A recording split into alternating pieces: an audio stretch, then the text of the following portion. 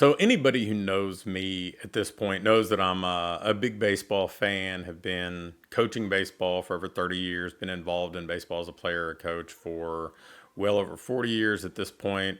And growing up in Southern Ohio, I was an avid and continue to be an avid Reds fan. And the other day, the Cincinnati Reds fired their manager, David Bell, who I think he did fine. He was not the best manager in Major League Baseball by any stretch, but he was fine. He navigated what I would consider pretty challenging circumstances between a kind of a diminished roster and injuries and an unwillingness for the front office to invest in players and all that stuff. But the reason I wanted to bring that up is it reminded me, because the major league team is a business. The Cincinnati Reds have an ownership group. They operate like a business, and they did what a lot of business owners do. They kind of buried their head in the sand about the real problems, and they just kind of chased a shiny object, right? They're like, oh, we'll go get a new manager and that'll appease the fan base or whatever.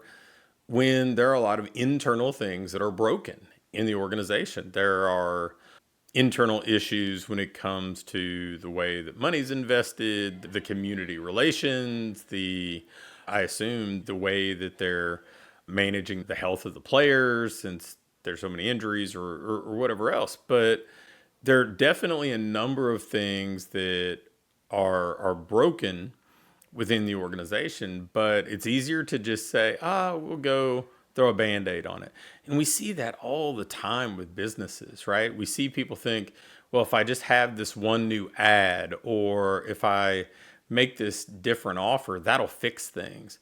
And the reality is, healthy businesses, whether we're talking about big billion-dollar businesses like major league sports organizations or small boutique local businesses, they each have their own kind of set of systems that they need to operate on.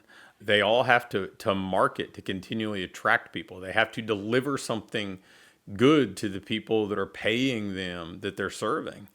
And if you lose sight of all these fundamentals and stop thinking about things as a whole, and you just kind of part things out and think that solving this one individual thing without considerations for the whole is going to resolve a bigger issue, you're deluding yourself, right? And it's so interesting to see, because typically if you run a major league sports team in any sport, you've made just stacks of money, right? You've built big businesses, you've operated big businesses, and it's kind of odd to think that people lose the logic when it gets into running a sports team.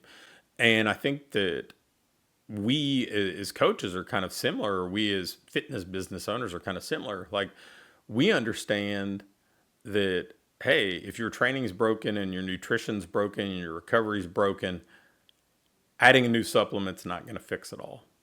And it's the same thing. Like, we understand this in the domains where we're successful. We understand that fundamental consistency is the hallmark of almost every success that is lasting that you will ever see. So Band-Aid solutions, isolated kind of singular fixes and that sort of stuff without considering the whole, it rarely leads to anything other than maybe a temporary talking point. Maybe you get a little bit of a spike somewhere. Maybe you tack on a new front end offer and you see a little bit of a surge because it's different in your marketplace. But if your retention's bad because your experience is not what it needs to be, or the way you develop your staff isn't sound, and so they don't treat clients the way they need to be treated, and they don't create a community and don't have a culture that people want to stay with, having a new offer doesn't fix those broken things. If you don't manage your business by the numbers and know your profit margins and whatever else, like, creating a little bit of extra cash flow doesn't assure you that you're going to make more profit. I've seen so many businesses that they're netting $8,000, $10,000, $12,000 when they're making $25,000 a month, and then they're netting $8,000, $10,000, $12,000 when they're making $60,000 a month, because they didn't manage their business and operate by fundamentals. They just tacked on a temporary offer that worked for a little while, but it didn't fix the things that were broken. So if you're not getting the results that you want, I would encourage you to put all of your business under the microscope and build on a strong foundation. Make sure that you have the marketing systems in place, the conversion systems in place, the staffing or team systems in place, the operating systems in place. If you have those things in place, then you're building on this kind of bedrock foundation.